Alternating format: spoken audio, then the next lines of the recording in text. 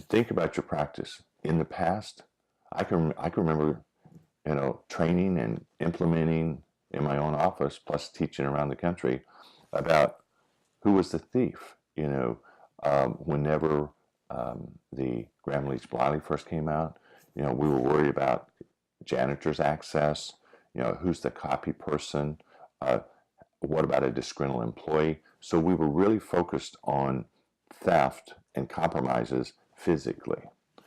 Now what's happened is it's electronically too, but still realize it can be a combination. It could be a disgruntled employee copying your hard drive off. It could be you working from your office remotely and not having security on your home computer system to where the hacker's in there with malware. So when you go into your office computer remotely, it can go there. It can be an accident of an employee going to the wrong website. It can be your client giving you a memory stick with their accountant's copy on it with malware on it from their system. It could be a click on a link on an email. It could be your phone. You download a free app, and that free app has malware on it. And then you plug that phone up to your computer to charge it or to print a picture or download pictures. All I'm giving you is just very straightforward examples of how easy it is for our client's information to be compromised. So what we need to do is we have a due diligence. We have a responsibility because legally we have the same responsibility to protect our client's information as the bank does to protect your money, or the physician or the hospital to protect your records, or retail stores. So the thing about it is we have this responsibility, and it's a legal responsibility. But I think more importantly, we care about our clients. We care about protecting their information. So what do? We first have to have a written information security system.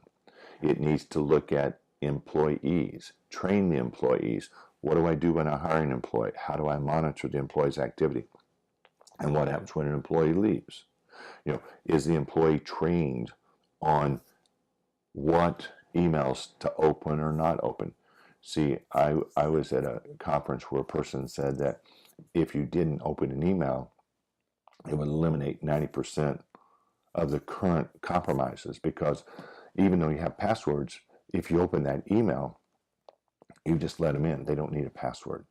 So I think it's very important to train our employees, to educate our clients, and for us to have a system, not only a system to prevent a potential compromise, but if one happens, what do we do? What do we do? Who takes the lead? How do we protect ourselves? Do we have everything from written plan? Do we have?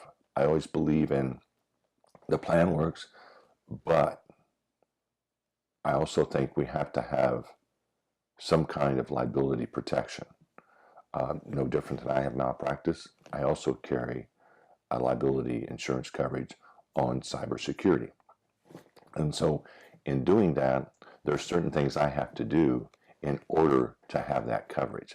And it's called my due diligence. So I think with the client, we need to educate them and make them aware.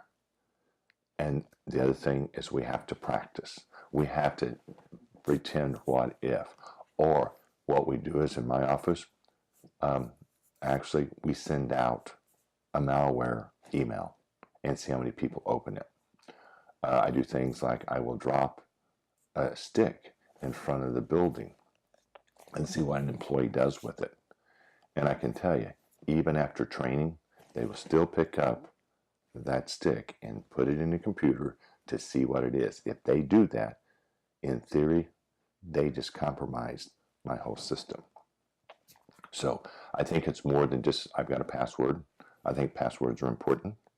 I think training is important, documentation is important, and education is important.